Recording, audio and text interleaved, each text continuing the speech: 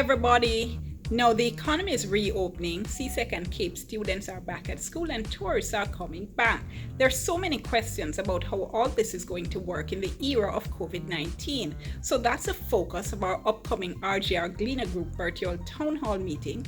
That's going to be taking place Thursday at 8:35 p.m. So we want you to send in your questions, video questions as well, to 3810072. That's 3810072. If you're sending in a video question, please keep your phone like this. Do not send us video questions like this.